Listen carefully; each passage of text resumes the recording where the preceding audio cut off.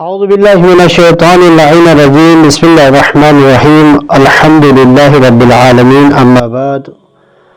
قال اللہ تبارک و تعالی فی القرآن المجید فاسألوا اہل الذکر ان کنتم لا تعلمون۔ آج کا ہمارا ٹاپک ہے تقلید۔ تو اکثر جو ہے یہ سوال کرتے ہیں کہ ہم تقلید کیوں کریں، تو اس کے لیے آج ایک دلیل میں پیش کروں گا قرآن کریم سے اور ائمہ کی متعدد روایات سے۔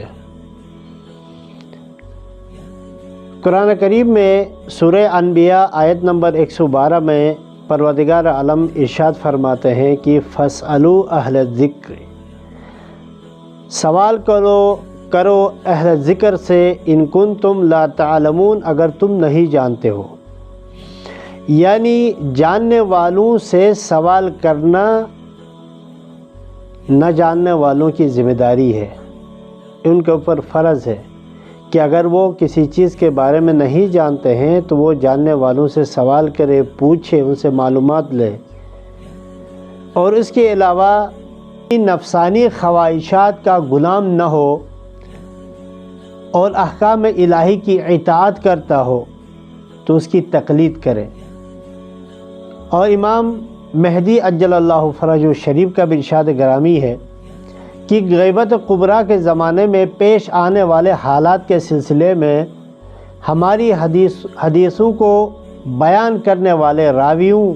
کی طرف رجوع کرو،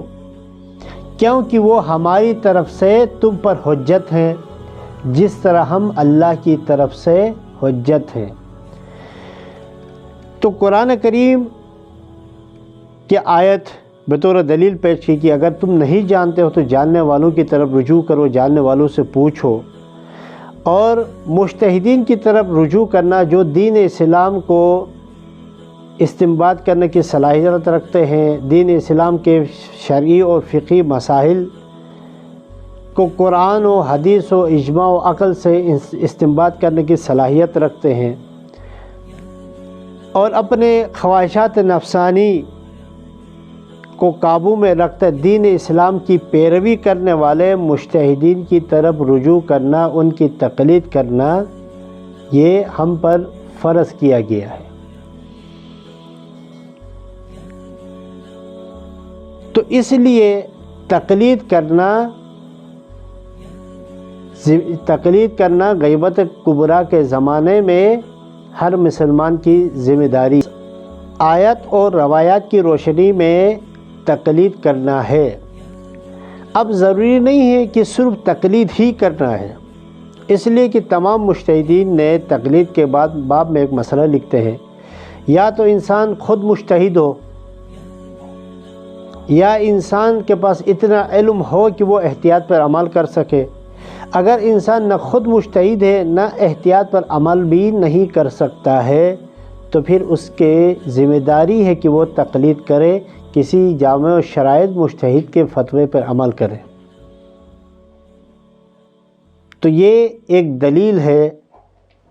اس دلیل کے تحت، یہ ایک علمی دلیل ہے، اس دلیل کے تحت انسان یا تو مجتہد ہو، خود مجتہد ہو، یا انسان احتیاط پر عمل کر سکتا ہو، اس قابل ہو کہ وہ احتیاط پر عمل کر سکے۔ اگر نہ خود مجتہد ہے نہ احتیاط پر عمل کر سکتا ہے تو پھر اس کی ذمہ داری ہے کہ وہ تقلید کرے۔ اس کو دلیل نقلی کہتے ہیں، کیونکہ روایات اور آیات نقل ہوئے ہیں تقلید کرنے کے متعلق، تو اس کو دلیل نقلی کہتے ہیں۔ تو تمام دیکھنے والے اور سننے والوں سے گزارش ہے کہ ہمارے چینل کو سبسکرائب کریں تاکہ نئی آنے والے ویڈیوز سے مستفید ہو سکے۔ اگر ان موضوعات کے متعلق کوئی بھی سوال ہے آپ کے ذہن میں تو وہ نیچے کمنٹ میں وہ سوال کر سکتے ہیں، اور انشاءاللہ اس کا جواب بھی دیا جائے گا۔ والسلام علیکم ورحمۃ اللہ وبرکاتہ۔